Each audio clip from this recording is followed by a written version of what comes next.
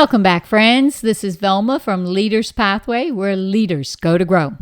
Now, if this is your first time listening in, well, I want you to know that I am very glad that you're here with me today, because today we're going to dive into a topic that every leader faces, but few want to admit it, or at least we don't want to admit it out loud.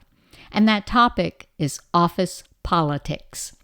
Yep, let's face it. It's the game you can't afford to lose and you can't avoid playing.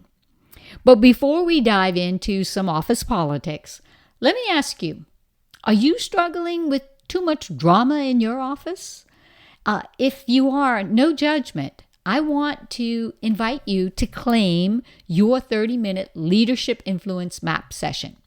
So what this is you and I would have a call, and for 30 minutes, we're going to talk about how we can uncover who the top 4 political players are in your office so that you can learn how to work with them strategically. And to claim your 30-minute leadership influence session, I want you to schedule your call by emailing me at velma@velmaknowles.com. All right. I'll tell you about the 4 political players as we get into our session today. So hang tight. Now, let's talk politics. Let me take you back to ancient Rome for a minute. Picture this: Julius Caesar, brilliant general, adored by his soldiers, standing at the height of his power. But what really ended his reign was not a failed battle, not a lack of resources. Julius Caesar ended his reign because of politics. That's right. A group of senators whispering in back rooms, flattering one another and maneuvering for their own advantage. The daggers in Caesar's back weren't just steel, my friend. They were the sharp edges of politics. And here's the truth. Office politics, it hasn't changed much since 44 BC. The weapons just look different today. Instead of daggers of steel, we see gossip, credit stealing, flattery, or the silent power of timing. And it's not just history. In 2025, the year that we are now recording this session, a survey found that over 90% of employees believe politics and biases shape decisions at work. Over 90%. And friend, that's not a rumor. That's a reality. So here's the deal. You can hate office politics all you want, but ignoring them is like stepping into quicksand and pretending, hey, it's just mud. You will sink, my friend, and you will sink fast. So there is a better option. And that better option is this: learn the terrain, play wisely, and use it to advance not just your career, but your team's purpose. Now, let's have a little bit of fun with this. Remember, I told you that I believe there are 4 political players in every office. And because I also believe that you've met these folks before, I think you're going to recognize some as we dive a little bit into this. And for more on this, schedule your 30-minute free session with me, and we'll talk about these players in your office. Now, there are 4 types of political players in every office. The first political player is the gossip grapevine. They've got the inside scoop on everyone, and they drip, drip, drip, feed gossip throughout the office, just like it was currency. The second political player is the boss's shadow. Now, I know you know this one. Wherever the leader goes, here they come with a smile and a compliment, or 2 smiles and 3 compliments. The third political player in every office is what I call the credit collector. They don't lift a finger, but suddenly your project is our project, and they're first in line to get the applause. And the fourth political player in every office, my friend, is the silent sniper.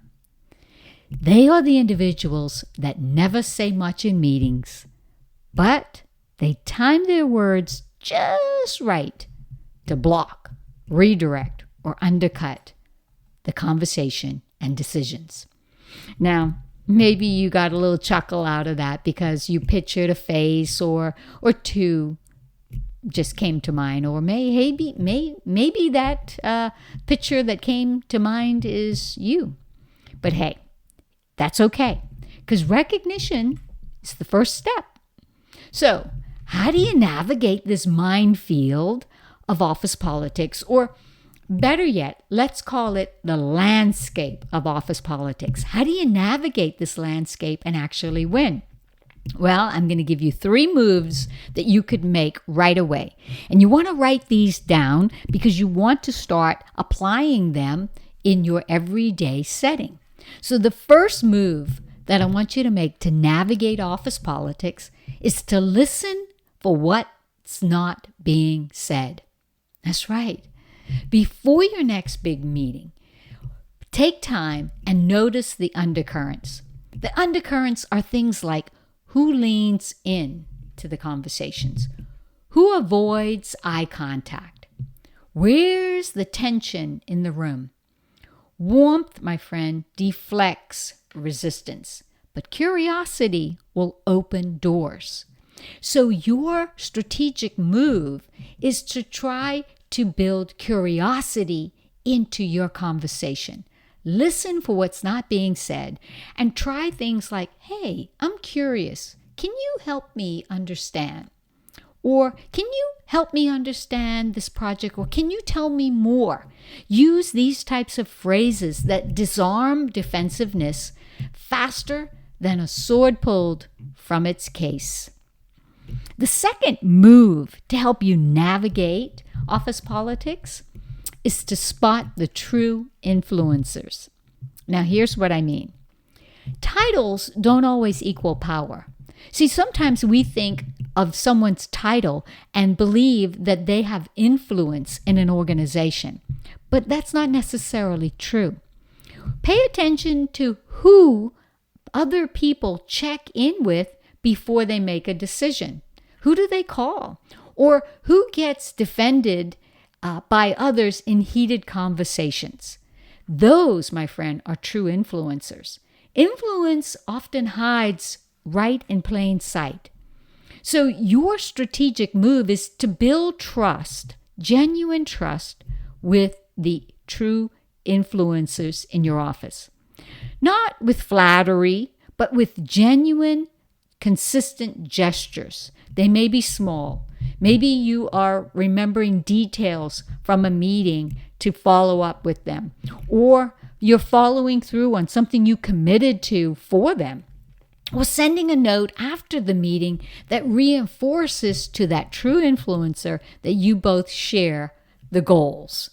That needs to be done genuinely because true influences will spot it. So you want to be genuine when you are building your trust with these true influences. And the third strategic move that you could make to navigate office politics is to master the timing. Now, here's what I mean. Office politics, like everything in life, has cycles. There's a budget season, a promotion season, a pitch window season, right? And if you bring up your idea or your suggestion or your recommendation, but it's at the wrong time, it's like you're trying to plant seeds in the winter. They won't grow. So, here's what I want to encourage you to do. Watch the rhythms of your workplace. Share your ideas when your leaders are in the yes mode, not the guarded mode, okay? And knowing how to look for that. Are they more open to ideas and suggestions, yes mode, or are they so head down because of timing and cycles of budget season, promotion season, pitch season, that they're on this guarded mode and the answers are not going to be yes? Friends, here's the bottom line. Office politics aren't optional. They're the undercurrent of influence. But with rhythm, with timing, and with trust, with genuine trust, you don't just survive the game, you learn to shape it. Well, that's it for today. Next week, we're going to wrap up part 2 of this season called Navigating Office Politics. And rumor has it that we'll talk about why the workplace isn't a minefield where you have to play dirty to win. Instead, it's a landscape that you could learn to navigate with clarity, with courage, and with conviction. Because the truth is, politics don't have to drain you. Office drama does not have to be boring and useless. When you see them as a framework through which things actually get done, where influence happens, you will find your sweet spot of influence in leadership. And when you combine that with integrity and reliability and curiosity, that, my friends, is worth its weight in gold. Well, until next time, I encourage you to speak with wisdom and season it with wonder. And remember, you are the most valuable leader in the room. Remember, listen in next week because we're going to cover part 2 of this series on how you can navigate office politics. Because rumor has it, office politics, my friend, it's here to stay. This is Velma. God bless.